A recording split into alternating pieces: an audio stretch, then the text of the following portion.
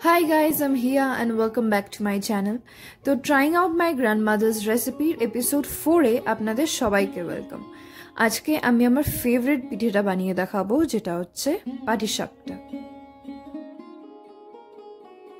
আজকের পুরটা আমি খোয়া ক্ষীর দিয়ে বানাবো, যার জন্য এখানে নিয়ে নিয়েছি 300 গ্রাম খোয়া ক্ষীর।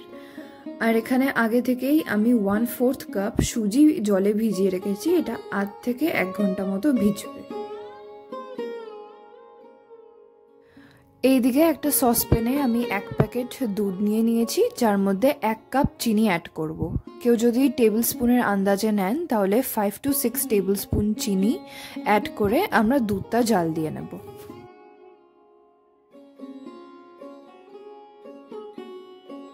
বাজারে দেখবেন এরকম 1 পাটালি খেজুর গুড় পাওয়া যায়, তবে আমাদের এটা পুরোটা লাগবে না, আমরা এটা হাফ ইউজ করব। এই হাফটাকে আমরা চপ করে নেব। দুধটা ফুটে গেলে আমি ফ্লেম অফ করে দিয়ে গুড়ের পিসগুলো অ্যাড করে দেব। ফ্লেম অফ না করে কিন্তু গুড়টা অ্যাড করবেন না, তাহলে দুধটা কেটে যাবে। 5-10 মিনিটের মধ্যেই দেখবেন গুড়টা দুধে মিলে গেছে আর দুধে এরকম সুন্দর একটা কালার চলে এসছে। এবার এটা যতক্ষণ ঠান্ডা হচ্ছে ততক্ষণ একটা মিক্সিং বলে আমি নিয়ে নেব 500 গ্রাম ময়দা, তার সঙ্গে আমাদের ভিজিয়ে রাখা যে সুজিটা সেটা জল ঝরিয়ে অ্যাড করে নেব। এবার দুধটা ঠান্ডা হলে আমি গ্র্যাজুয়ালি এর মধ্যে অ্যাড করে আমাদের ব্যাটারটা মিক্স করতে থাকবো।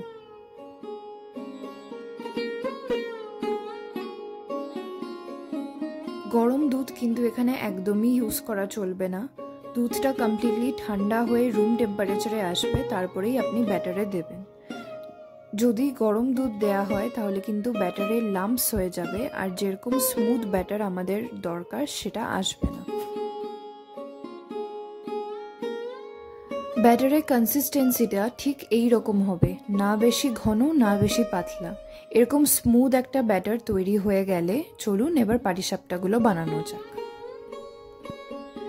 পাটিসাপটা বানাতে কিন্তু খুব বেশি তেল লাগে না, এই জন্য আমি এখানে বেগুনের একটা ওপরের অংশ কেটে নিয়েছি, যেটাকে তেলে লাগিয়ে আমি প্যানে এইভাবে ব্রাশ করে দেব। কারো কাছে যদি কিচেন ব্রাশ থাকে তাহলে আপনি সেটাও ইউজ করতে পারেন।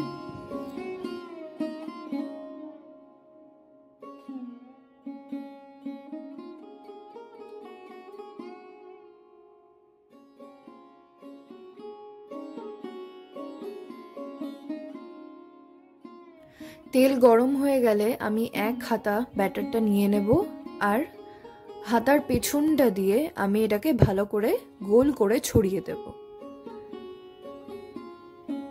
ওপরটা দেখবেন যখন এরকম শুকিয়ে শুকিয়ে আসছে, তখন আমরা আমাদের যে পুরটা খোয়া ক্ষীরটা সেটাকে হাত দিয়ে চেপে এরকম লম্বা করে নেব। তারপর একটা সাইডে দিয়ে দেবেন। কেউ কেউ মাঝে দিয়ে দেয় আর সেটাতে ফোল্ডটা করতে অসুবিধা হয়, এই জন্য সাইডে দিয়ে সাইড থেকেই হালকা করে ফোল্ড করে দেবেন। টোটাল 3টে ফোল্ডের পর পাটিসাপটা তুলে নিতে হবে।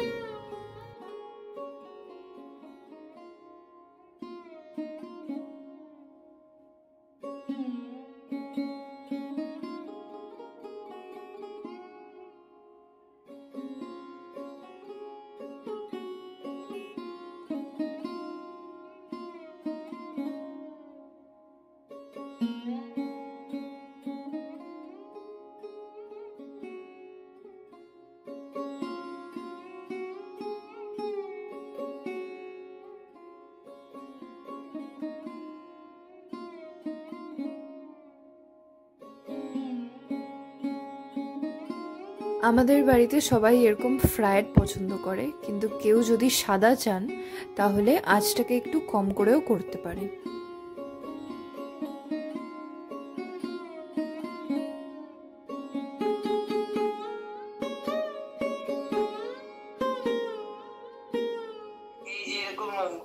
উপরেগুলো খুব ভালো হচ্ছে, সবকটাই ভালো হচ্ছে।